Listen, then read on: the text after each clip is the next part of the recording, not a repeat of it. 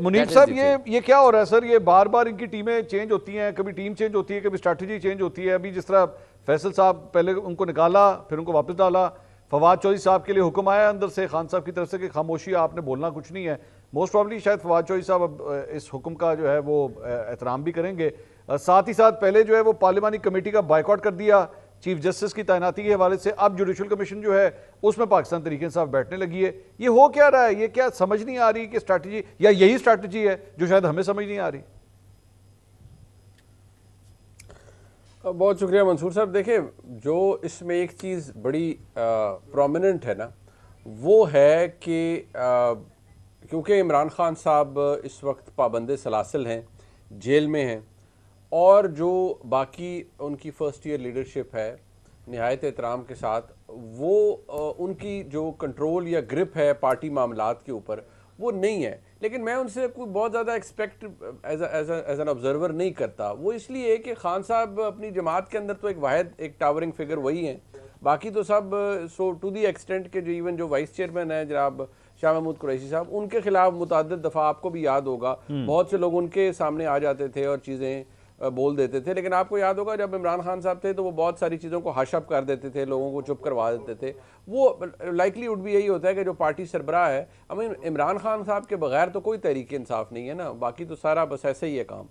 तो इमरान खान साहब की वजह से जो वोट मिलता है या उनकी वजह से सारे बाकी खड़े हुए। बाकी इंडिपेंडेंटली तो आप कितने लोगों को जानते हैं या कितने लोग आज की इस प्रॉब्लम, इस हालात के अंदर इतना कुछ विदस्टैंड कर सकते हैं। बट प्रॉब्लम यह है क्योंकि इमरान खान साहब जेल में हैं और जो पीटीआई है उसको दो फैसले करने हैं। उस मतलब फैसला एक ही है कि क्या हमने एक जो सियासी मामलात चल रहे हैं हमने उसके अंदर अपना हिस्सा रखना है, या हमने सिर्फ इमरान खान साहब की रिहाई के लिए जद्दोजहद करनी है। देखिए, ये दो चीज़ें मेरी नुक्ता नज़र के मुताबिक ये साइमल्टेनियसली नहीं चल सकते। ठीक, अगर आप ये कहते हैं कि पार्लियामान झूठी है, मैंडेट चोर है सारे, ये फ्रॉडिये हैं, मतलब जो so on and so fourth, और इन्होंने ये 26वीं आईनी तरमीम भी गलत कर दी, सब कुछ गलत कर दिया, साथ ही फिर आप कहते हैं हमें इसके मुसवदे पर, मौलाना साहब के साथ के लिए मुसवदे पर एतराज़ नहीं है, लेकिन क्योंकि इमरान खान साहब ने डायरेक्शन दी है इसलिए हम वोट नहीं करते।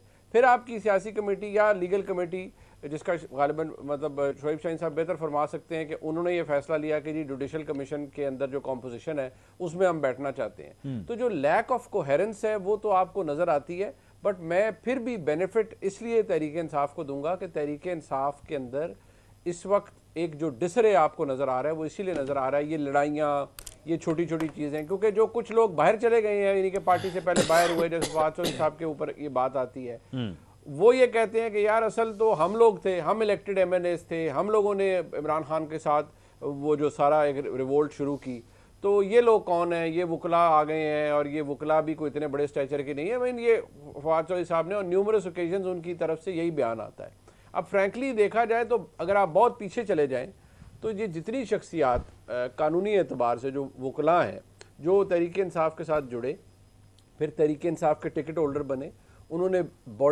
बड़ी तादाद में वोट भी हासिल किए, लेकिन समहाउ जो वो पुराने वाले तहरीक इंसाफ के रहनुमा हैं या पार्टी के जो ओहदेदारान थे, उनको ये बहुत खटकते हैं। उनको लगता है कि यार ये तो इंट्रूडर्स हैं जो तहरीक इंसाफ में आ गए हैं।